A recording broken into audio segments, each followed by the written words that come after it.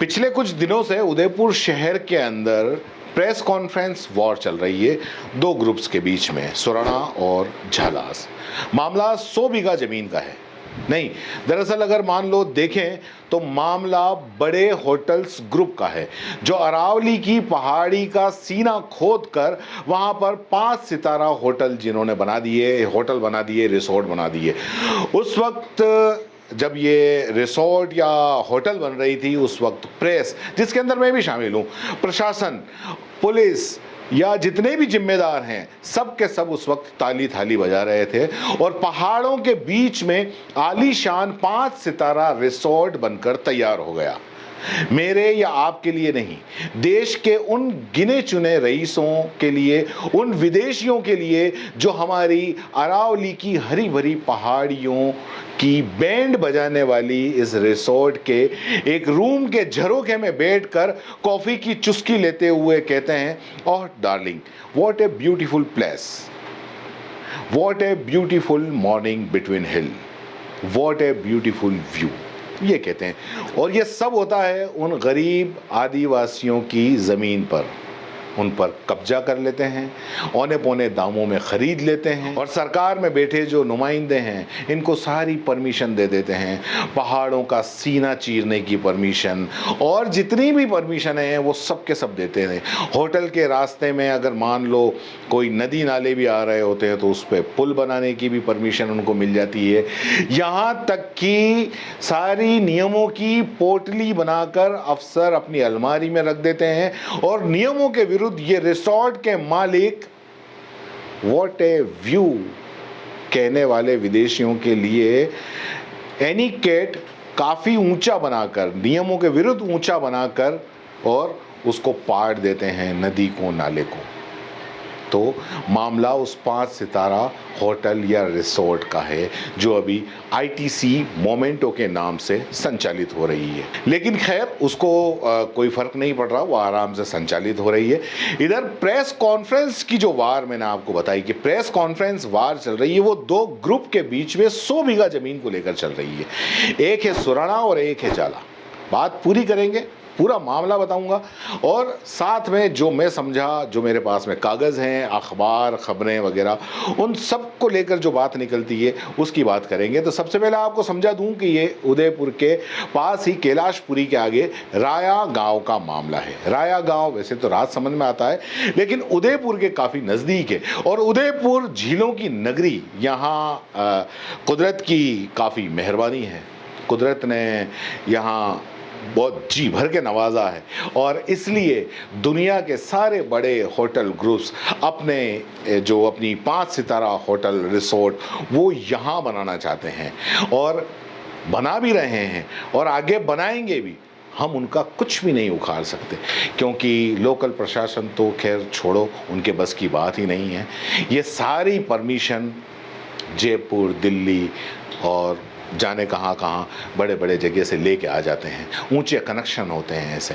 तो ऐसी ही बड़ी होटल या ग्रुप कंस्ट्रक्शन या कंस्ट्रक्शन कंपनी कहो, एचजी इंफ्रा, जिसके मालिक विजेंद्र चौधरी बताए जाते हैं, वो 5 सितारा रिसोर्ट इस राया गांव के अंदर बना रहे थे। करीब 10 साल पहले, 10-15 साल पहले इसका कंस्ट्रक्शन शुरू हुआ था।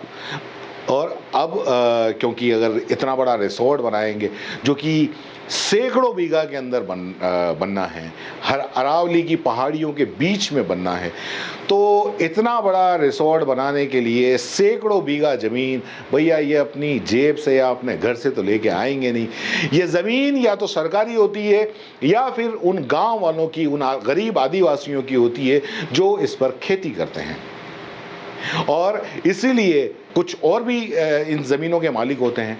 तो सरकारी जो ज़मीन होती है उनकी तो खैर बात छोड़ो, ये रसूखदार लोग हैं, चुटकी बजाकर काम कर लेते हैं। सरकारी ज़मीन का लेना इनके लिए बिल्कुल बच्चों का काम है।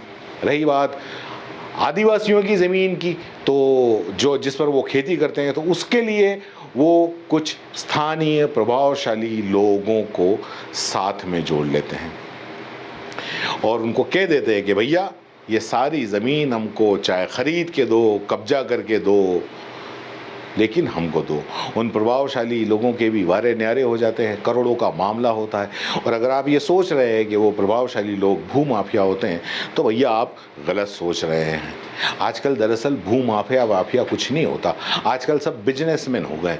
भू व्यवसायी कहो, प्रॉपर्टी डीलर कहो, ठीक है ना। तो बस एचजी इंफ्रा के जो मालिक हैं उन्होंने स्थानीय प्रभावशाली लोगों के साथ में मिलकर तो लोगों से ज़मीन खरीद ली, आदिवासियों से ज़मीन चाहे उन्होंने किसी भी तरीके से ली हो, उन्होंने ले ली, औने पौने दामों में ली हो, धमका कर ली हो या कब्जा करके ली हो, बहरहाल ले ली। ये खेल भी चलता है, आप भी जानते हैं, हम भी चलते हैं। तो एचजी इंफ्रा भी सैकड़ों बीघा की ज़मीन लेकर उस पर रिसोर्ट बनाने के लिए इन्होंने बना दिया, बनाने के लिए तैयार क्या हो गए, अब तो बन के तैयार हो गया। वहाँ पे गेस्ट आने लग गए होंगे, जो विदेशी हैं वो आने लग गए होंगे। और इसमें जो मैंने आपको बताया कि दूसरा ग्रुप है सुराणा, कपिल सुराणा, उन्होंने बताया कि जो लक्ष्मण सिंह झाला है वो एचजी इंफ्रा के मालिक के साथ में मिलकर ये सारे रिसोर्ट के लिए ये ज़मीनें उन्होंने उपलब्ध करवाई।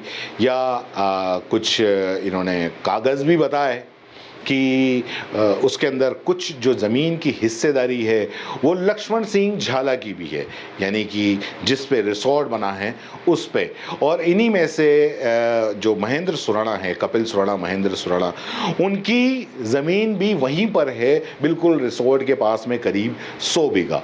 उसके कुछ हिस्से पर रिसोर्ट जो कंपनी बना रही थी उसने कब्जा कर लिया।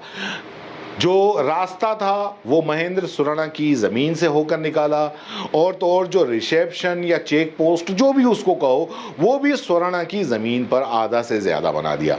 हालांकि कपिल सुराणा ने ये बताया कि जब वो कब्जा कर रहे थे तब उन्हें पता चला तो वो मौके पर गए, उन्होंने कुछ फेंसिंग भी की और मामला कोर्ट के अंदर चला गया। 10 साल तक ये मामला चला और कपिल सुराणा ने कोर्ट में ज़मीन के लिए 10 साल लड़ाई लड़ी। इस बीच उन्होंने ये बताया कि उन पर कई जानलेवा हमले हुए, जिसका आरोप उन्होंने लक्ष्मण सिंह झाला पर लगाया। अभी हाल ही में लक्ष्मण सिंह झाला कपिल सुराणा पर हमले के आरोप में गिरफ्तार भी उन्हें किया गया और वो जमानत पर जैसे ही बाहर आए उन्होंने एक प्रेस कॉन्फ्रेंस भी की।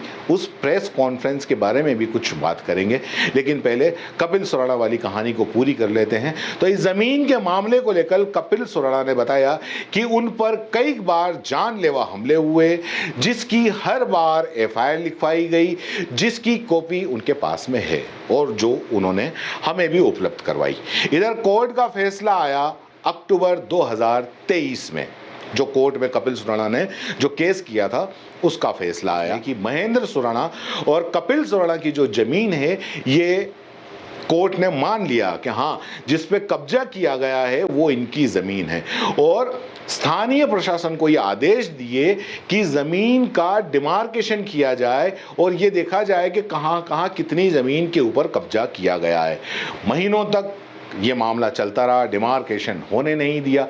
अब क्यों नहीं होने दिया या क्यों नहीं हुआ ये आप समझ सकते हैं, क्योंकि रसूख इधर भी है तो रसूख उधर भी है। तो बहरहाल कोर्ट का डंडा एक बार फिर चला, कपिल सुराणा फिर से कोर्ट के अंदर गए और 6 अप्रैल को कोर्ट ने स्थानीय प्रशासन को लताड़ लगाई कि अब अगर डिमार्केशन नहीं हुआ तो कोर्ट अधिकारियों पर अवमानना का मामला दर्ज कर देगा।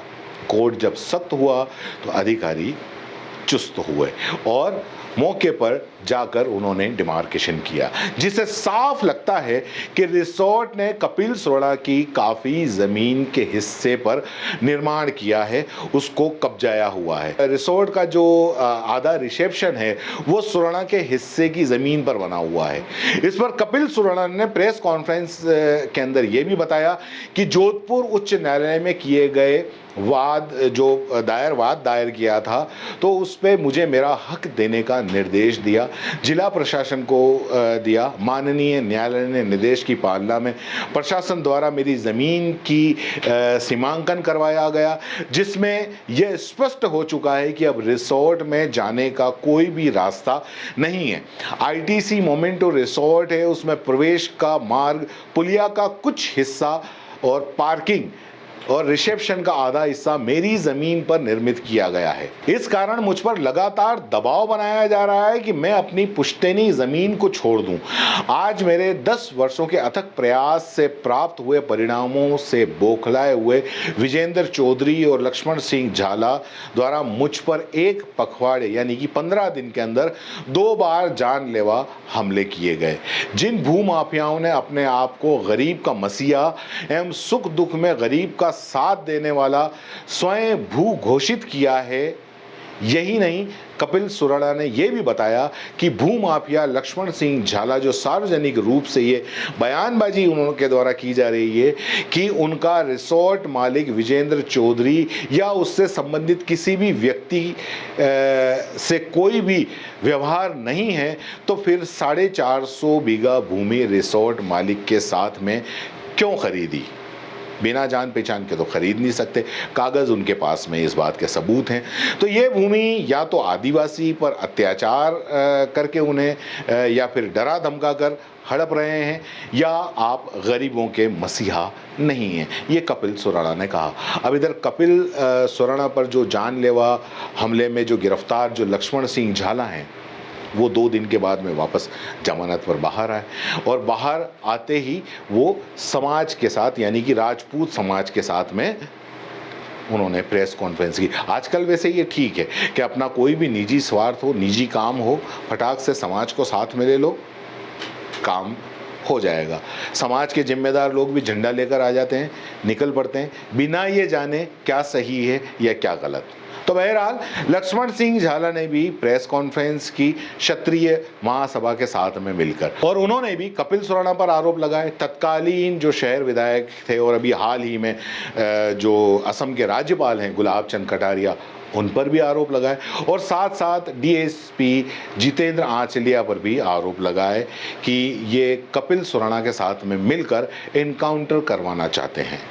साथ ही उन्होंने ये भी आरोप लगाया कि रिसोर्ट के पास वाली ज़मीन मांगीलाल सुराणा ने ये ज़मीन 1960-1965 में आदिवासियों को बेच दी थी।